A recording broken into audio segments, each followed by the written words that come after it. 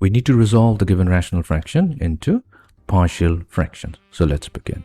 So here we have 10x divided by x plus 3 multiplied to x squared minus 9. The x squared minus 9 factorizes to get x plus 3 times x minus 3.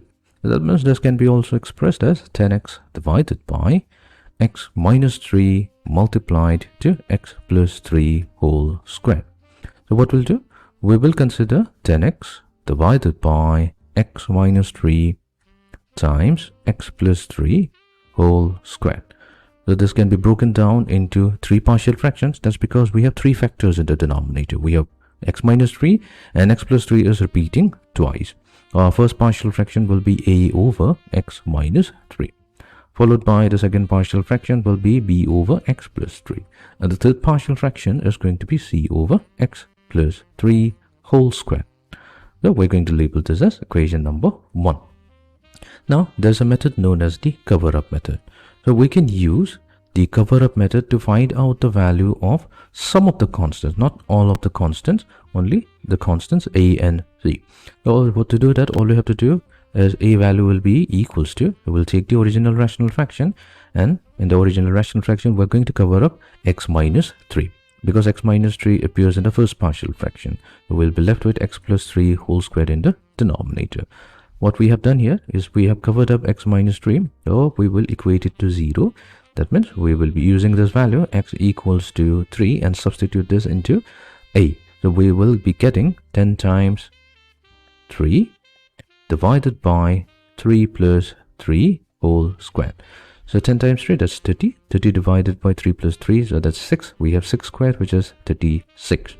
Well, we can simplify this fraction. This is going to give us 5 over 6.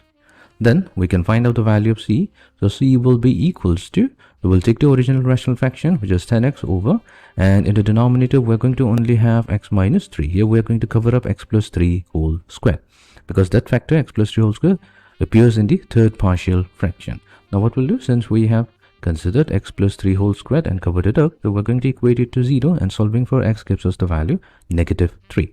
Now we're going to replace it here. So we will have 10 times negative 3 divided by negative 3 minus 3. So this is going to give us a value equals to 5.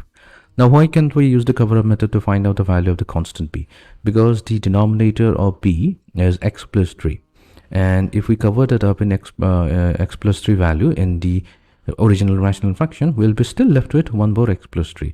And then we cannot equate it to negative 3 to obtain the value of b, because then the denominator will go to 0, which is not allowed. Then how do we find out the value of a?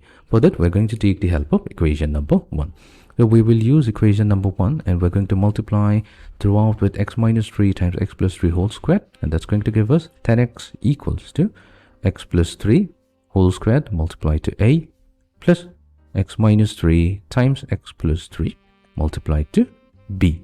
And the third term will be x minus 3 multiplied to c. So there are several ways to find out the value of b, because we have found out the value of a and c. What we'll do, we see here that this equation is a it's an identity in x. Since it's an identity in x, let's take a value of x. Let's take x equals to 0. So that means we have 10 multiplied to 0 equals to 0 plus 3 whole squared multiplied to a plus 0 minus 3 times 0 plus 3 multiplied to b plus 0 minus 3 multiplied to c. So this is going to give us the value 0 equals to, so 0 plus 3 squared is 9a. Then we have negative 3 multiplied to 3, so that's negative 9b minus 3c. So this is an equation that we have obtained, and what we can rewrite this equation. So we have, since we need to find out the value of b, so we have 9b equals to 9a minus 3c, or simply 3b equals to 3a minus c. We'll substitute the value of a and c here. So we have obtained that a value, so that comes out to be 5 over 6 minus c, so c is 5. So we have 5 over 2 minus 5, so that gives us a final value of negative 5 over 2. This is 3b, so finding out the value of b will be negative 5 over 6. This is the value of b. We have successfully obtained the value of a, b and c. So we will use this and substitute it back into equation number 1. Let's do that. Thus, we have 10x divided by x plus 3 multiplied to x squared minus 9. This was the original rational fraction. That becomes equals to a value which is 5 over 6 times x minus 3. The second partial fraction will be negative 5 divided by 6 times x plus 3. The final one will be 5 over x plus 3 whole square. So this is the required value.